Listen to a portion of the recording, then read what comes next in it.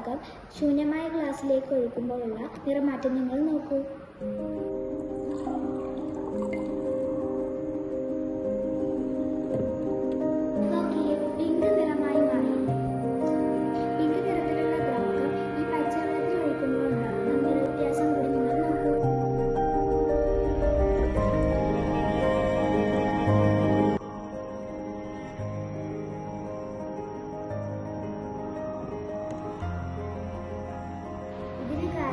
ആസിഡുകളുടെയും ബേസുകളുടെയും ചില പ്രത്യേകതകളാണ്.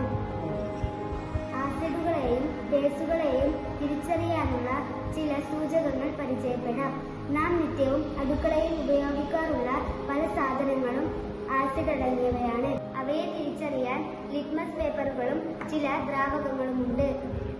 ഒന്നാമത്തെ ക്ലാസ്സിൽ ചുണ്ണാമ്പ് കലക്കിയ വെള്ളവും രണ്ടാമത്തെ ക്ലാസ്സിൽ ഫിനോഫ്തലിന്റെ തുള്ളികളുമാണ്.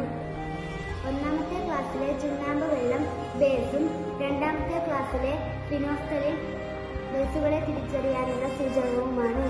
ബേസ് അടങ്ങിയ ദ്രാവകം ഫിനോഫ്തലിലേക്ക് ഒഴിക്കുമ്പോൾ പിങ്ക് നിറമാകും.